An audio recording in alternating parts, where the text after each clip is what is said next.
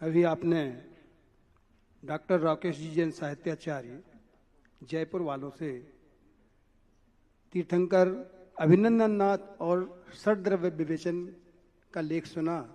अब मैं आमंत्रित करता हूं डॉक्टर आनंद कुमार जी जैन वाराणसी को, जिनका विषय है करकुंडू राजा, राजा करकंडू और उनकी प्राचीनता। आइए।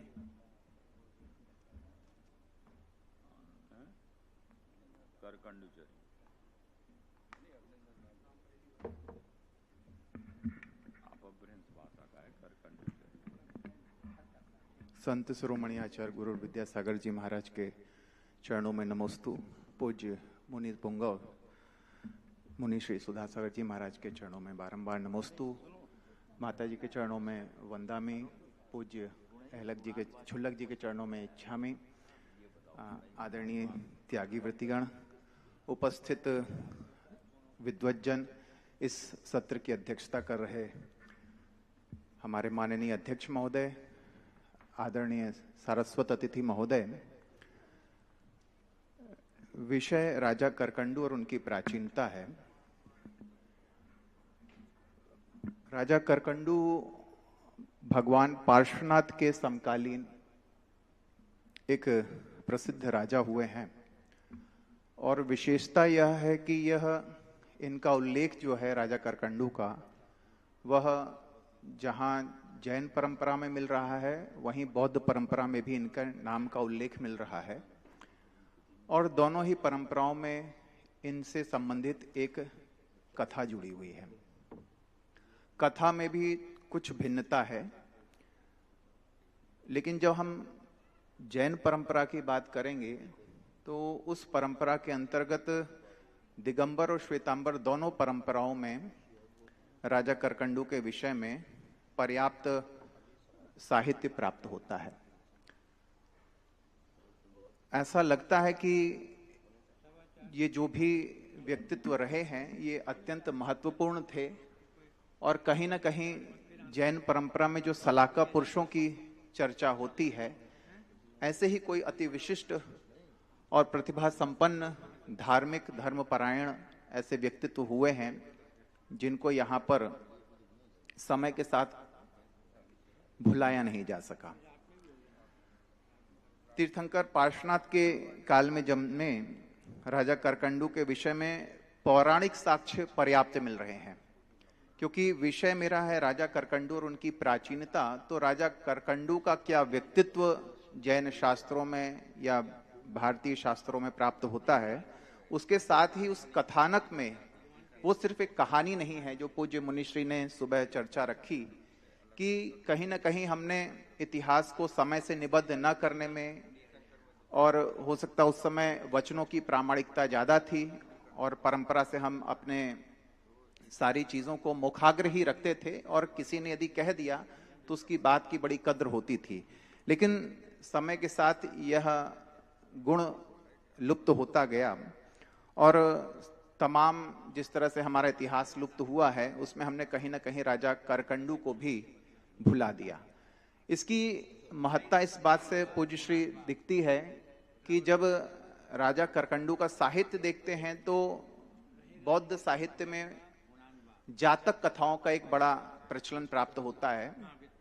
जातक कथाएं वो हैं जो भगवान बुद्ध के जीवन से जुड़ी हुई पूर्व जन्म की घटनाओं का उल्लेख करती हैं। इनका संकलन ईसा पूर्व 3री-4थी शताब्दी से लेकर के ईसा की 5वीं शताब्दी तक होता रहा। तो लगभग 900-1000 वर्षों का कार्यकाल रहा जब जातक कथाओं को लिखा गया और उनमें राजा करकंडू को स्मरण किया गया। बौद्ध परंपरा में जब चर्चा होती है तो वहां प्रत्येक बुद्ध शब्द का प्रयोग किया है। प्रत्येक बुद्ध का विशेष तात्पर्य है। जैसे हम लोग यहाँ पर सामान्य केवली और मुख केवली का जिस अर्थ में प्रयोग करते हैं, ऐसा एक मिला जुला प्रयोग हम उससे कुछ तुलना की दृष्टि से कर सकते हैं। तो वहां राजा करकंडू को प्रत्येक बुद्ध का है और ऐसे 4 राजाओं का वहां पर वर्णन किया है जिनको बौद्ध परंपरा में प्रत्येक बुद्ध माना गया है। इन्हीं 4 राजाओं का उल्लेख हमारे जो श्वेतांबर संप्रदाय का जो शास्त्र है उत्तराध्ययन सूत्र, उसमें भी उल्लेख आता है और इनको वहां पर भी प्रत्येक बुद्ध कहा गया। तो विचारणीय विषय यह है कि प्रत्येक बुद्ध जो शब्द है वो बौद्ध परंपरा के साथ साथ श्वेतांबर परंपरा में भी प्राप्त होता है। इतना अवश्य है कि दिगंबर परंपरा में प्रत्येक बुद्ध के अर्थ में तो यहाँ प्रयोग नहीं किया है, क्योंकि प्रत्येक बुद्ध का अर्थ है कि जिन्होंने किसी निमित्त से दीक्षा ली, वैराग्य धारण किया और संबोधि प्राप्त की, और संबोधि के बाद उनको अरहत्व की प्राप्ति बौद्ध दर्शन के हिसाब से हो जाती है। यह एक प्रत्येक बुद्ध का सामान्य सा अर्थ बौद्ध परंपरा में मिलता है। दिगंबर परंपरा में जब हम और श्वेतांबर परंपरा में राजा करकंडू की चर्चा करते हैं, तो राजा करकंडू को वहां पर तपस्या के द्वारा अंत में दीक्षा ग्रहण करके जब वो तपस्या धारण करते हैं, तो उसके पश्चात उन्हें तप के प्रभाव से स्वर्ग की प्राप्ति हो जाती है। वहीं बौद्ध परंपरा में जब चर्चा होती है तो उन्हें मुक्त कर दिया गया है वहां पर, कि वो मुक्त पुरुष हो गए हैं। दिगंबर साहित्य का जब हम आलोडन करते हैं तो इसमें सर्वप्रथम हमें मुनि कनकामर कृत जो करकंड चर्यु है, उसमें बड़ी विस्तृत चर्चा और बहुत ऑथेंटिक, जिसको हम कह सकते हैं एक जानकारी, प्रामाणिक जानकारी प्राप्त होती है। तो ऐसा वो एक ग्रंथ, ये लगभग 10वीं 11वीं शताब्दी का है इनका समय। इसके पश्चात जो पुण्याश्रव कथाकोश है, इसमें संस्कृत भाषा में इस कथा का उल्लेख किया है, और वहां पर जो घटनाक्रम बताया है वो पूर्व जन्म से जोड़ते हुए कि पूर्व जन्म में ग्वाले के रूप में विद्यमान थे और इनको एक तालाब से सहस्र दल वाला कमल प्राप्त हो जाता है। उस कमल के प्राप्त होने पर ये उसे जैसे ही निकाल के ले जाने लगते हैं तो एक देववाणी होती है और वो कहता है कि इस कमल को वहीं चढ़ाना जो संसार में सर्वश्रेष्ठ हो। और जब इसका पर्याप्त कहानी में होता है ऊहापोह, और फिर पता चलता है कि कौन श्रेष्ठ हैं, तो एक मुनिराज मिल जाते हैं। उनसे जब शंका का समाधान राजा और ग्वाले सेठ सेठानी सब पहुंचते हैं, तो वो कहते हैं कि जिनेंद्र देव जो हैं वो सर्वश्रेष्ठ हैं दुनिया में, तो उनके समक्ष ही चढ़ाना चाहिए। इस कथानक में एक बड़ी विशिष्ट बात आती है, उसमें देखिए हमें पूजा की दृष्टि से कितनी सावधानी रखनी चाहिए, इस पर ध्यान दिलाया है।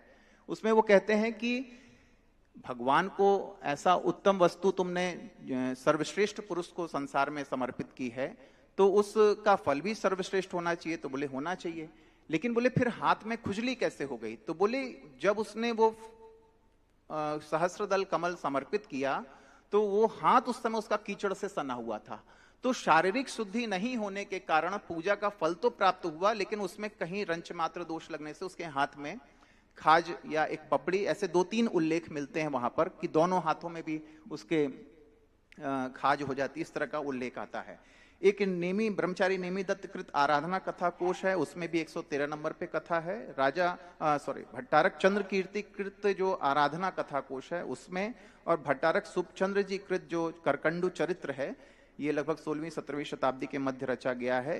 इसमें भी इन्होंने इनका वर्णन किया। इसके बाद ये जो क्रम है इनके ऊपर लिखने का साहित्य, ये क्षेत्रीय भाषाओं में आ गया। यह जो मराठी, गुजराती, हिंदी, और फिर ये अनेक विधाओं में भी इसका प्रवेश हो गया। जहां पहले हम पद्य में कविताओं को कह रहे थे, फिर गद्यात्मक रूप से उसका कथन होने लगा। फिर रास साहित्य जब रचने का समय आया तो रास में इसकी चर्चा होने लगी, और तमाम इस प्रकार से सूत्र शैली में, क्योंकि जब हम उत्तराध्ययन या प्राचीन जो जातक कथाएं उसमें देखते हैं तो नामोल्लेख में मात्र पूरी जो प्राकृत की या पाली की गाथा है उसमें 4 पद होते हैं, तो उसके पहले पद में सिर्फ उनका नामोल्लेख हो जाता है, जिसमें वो कहते हैं कि करकंडू कलिंगेसु, कलिंग का राजा उन्हें घोषित किया है।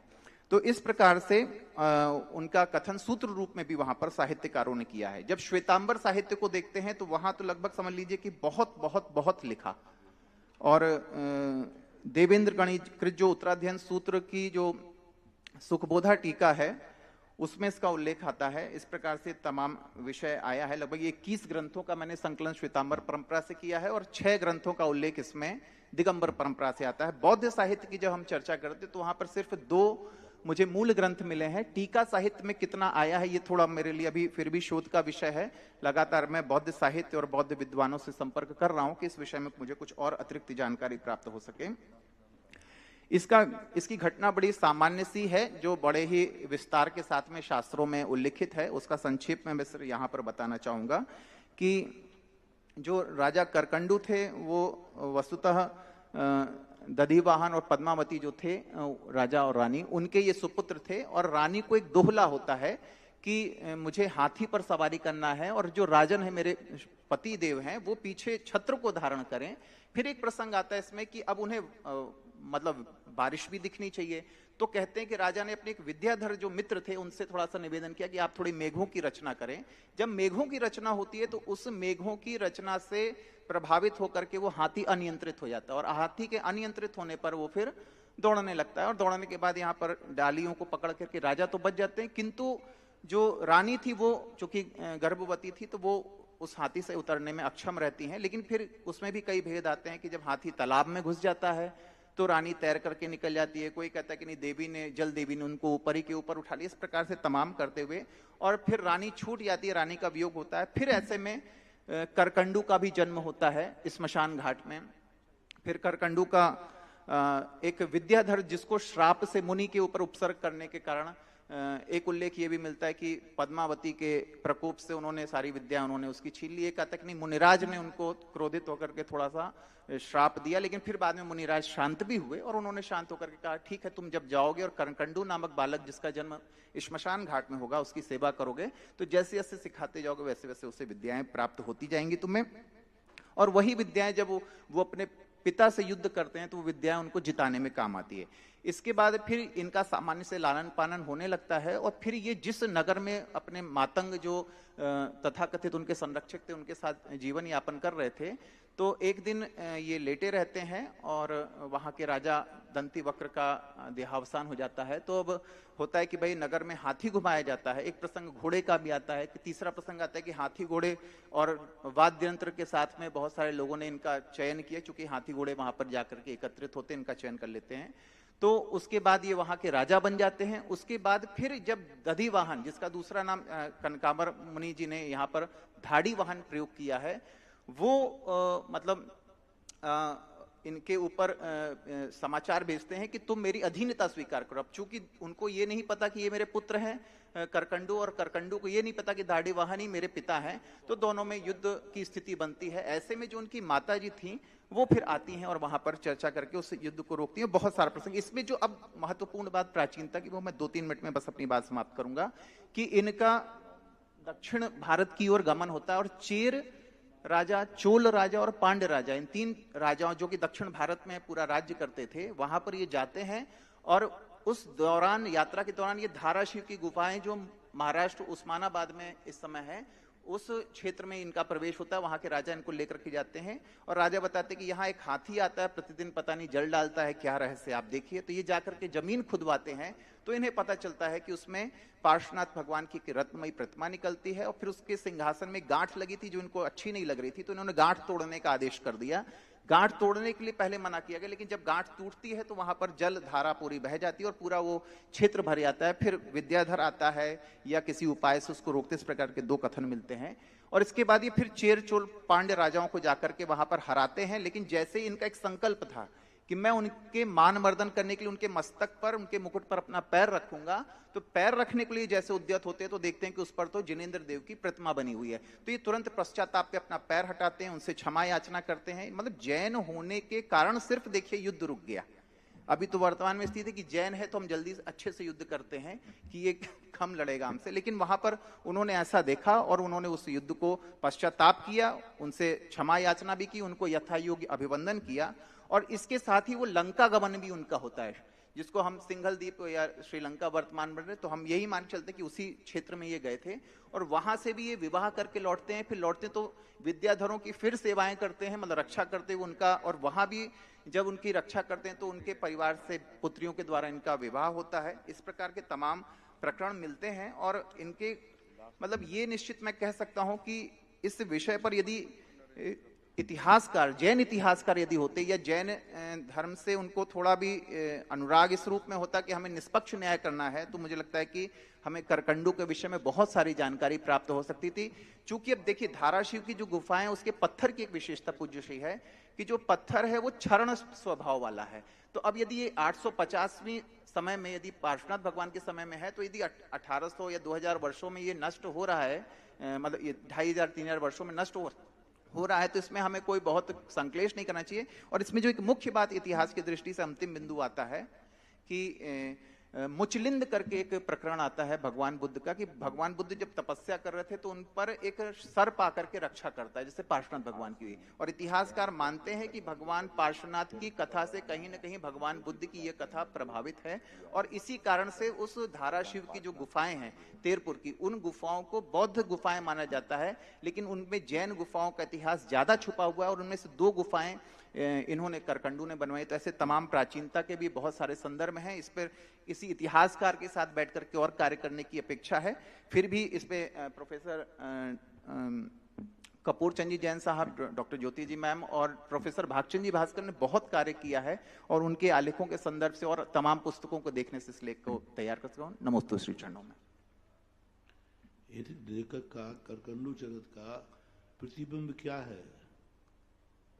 प्रतिबिंब तो पूज्य श्री अब वही जो आपने सुबह प्रश्न मतलब उत्तर दिया, समाधान दिया, वही मुझे लगता है कि परंपरा में तो ये चर्चा कहीं ना कहीं ये कथा चल रही थी, लेकिन उस कथा को लिपिबद्ध करने में हमें थोड़ा समय लगा। नहीं, जितने पहलू आपने पढ़े उसमें इन पहलू से क्या प्रतिबिंब मिलता है आज वर्तमान में, उसका ये तो निश्चित ही पूज्य श्री कहा जा सकता है कि भगवान पार्श्वनाथ तो इतिहास पुरुष हैं, उनके समय में करकंडू हुए और वो जैन परंपरा को स्वीकार करते थे, मानते थे, स्वयं भी जैन थे।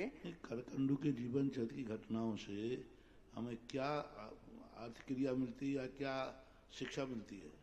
हमें शिक्षा बीच में 3-4 प्रसंग है, वहाँ कर्म सिद्धांत, ज्योतिष, साहित्य, राजनीति, किस पर इसका प्रभाव पड़ता है? महाराज जी कि नहीं, विषय तो सारे ही सारे हैं, क्योंकि जब वो देख रहे हैं सारी चीजों को, तो विद्याएं यदि सिद्ध हुई है उनको, तो सारे चीजों को तो समझ ही रहे थे, क्योंकि विद्याधर के पास ही रह करके सारी चीजें उन्होंने सीखी। उनकी माता का एक प्रसंग आता है कि बाद में उन्होंने माता के साथ में जैनेश्वरी दीक्षा ग्रहण की। एक परंपरा मानती कि नहीं, पहले भी उन्होंने पहले ही जैनेश्वरी दीक्षा, तो उनको जैन सिद्धांतों का भी अध्ययन था। और मातंग था पूर्व पर्याय में, तो विद्याधर था। मेरा भाव नहीं समझ रहा जी, मेरा है कि इनके सारे पहलुओं से हमें क्या प्रभाव मिलता है, क्या शिक्षा मिलती है? शिक्षा तो उन्होंने लिए, इतने सारे पॉइंट आपने लिए। हाँ, शिक्षा तो पूज्य श्री ये है कि जब हम क्रिया करते हैं तो विवेक का ध्यान रखना चाहिए। धार्मिक क्रियाएं हो रही हैं, जैसे वहां पर कोई ना कोई प्रतिबिंब आपको दर्शाना चाहिए जहां उनके गुणों का बखान कर रहे हैं। जी, ठीक है, नमस्ते गुरुदेव। ऐसा करके, और जो आखिरी लेख बांटा गया करकंडू के संबंध में, करकंडू के संबंध में बहुत अच्छी कथा है वो, और खास तौर से करकंडू की कथा को लेकर के बुंदेलखंडी 16 चालू हुआ कि थोड़े से हाथ नहीं धोने पर उसको हाथों में खुजली हो गई, कोड़ हो गया, करकंडू खुजाता रहे। इससे यह सिद्ध होता है कि धार्मिक क्रियाओं में जो बाह्य शुद्धि का नकार करते हैं, निषेध करते हैं, बाह्य 16 का निषेध करते हैं, बुंदेलखंड के अलावा भारत में कहीं भी इतने 16 की कोई चर्चा नहीं है। बुंदेलखंडी का 16 प्रसिद्ध है। लगता है करकंडू का प्रभाव रहा है बुंदेलखंड में, करकंडू की कथा के कारण से बुंदेलखंड, यानी एक छोटे से फूल तो चढ़ाया लेकिन गंदे हाथों से चढ़ा दिया, द्रव्य तो चढ़ाया अशुद्ध हाथों से दिया, आहार तो दिया लेकिन हाथ नहीं धोए, आहार तो दिया लेकिन बोलते हुए दिया, आपके थूक हाथों पे आ गया और दे दिया। ये कथा बहुत अच्छी कथा है। जितने लोग ये चौकों में जाकर किच-किच करते हैं ना, उनको कहना है कि जो मुंह से बोलेगा मुंह में खुजली होगी उसको। हाँ, मुंह में खुजली होगी। और हाथ अशुद्ध करते हैं, धोते नहीं हैं, तो हाथों में करकंडू हो गया। तो इन सब चीजों से कितना बड़ी सिद्धि होती है करकंडू कथा से। आज बुंदेलखंडी की 16 को आय मन शुद्धि, वचन शुद्धि, काय शुद्धि को, काय की शुद्धि को, काय शुद्धि जो बाहर की शुद्धि है, करकंडू चरित से ये पूरी सिद्धि हो जाती है। मन भी अच्छा था उसका, वचन भी अच्छा था उसका, द्रव्य भी अच्छा था, मात काय तो अशुद्ध थी, मन में कोई अशुद्धि नहीं थी उसकी, बड़े भक्ति भाव से चढ़ाया था, वचन भी बहुत अच्छा बोला था, लेकिन मात बाह्य शुद्धि ना होने से उसके हाथों में करकंडू गुना, मतलब हाथों को खुजली हुई, हाथों के जो भी कोड आदि जो भी निकला। तो आज वर्तमान में बाह्य शुद्धि को जो नकारा जा रहा है, इस कथा से हम सिद्ध कर सकते हैं और ये बता सकते हैं कि देखो इतने हजारों साल पहले जो आज 16 की बात आती है, ये हजारों साल पहले भी विद्यमान था। ये इतिहास को हम इनसे जोड़ करके अपनी क्रियाओं के लिए, जो क्रिया को क्रियाकांड कह के टाल देते हैं, उनको क्रियाकांडों को यदि हम ऐसे ऐतिहासिक घटनाओं से जोड़ देंगे तो ये क्रियाकांड नहीं कहलाएगा, ये परंपरा कहलाएगी, ये संदर्भ कहलाएगा। कोई पूछे कहाँ लिखा है बुंदेलखंडी 16 है, तो तुम उसको कह सकते हो, संदर्भ दे सकते हो, करकंडू चरित का संदर्भ है, तो व्यक्ति के मुख बंद हो जाएंगे। समय हो गया, क्योंकि और भी कार्यक्रम है। आज इतना ही, 5 लेखों के लिए सभी के लिए आशीर्वाद।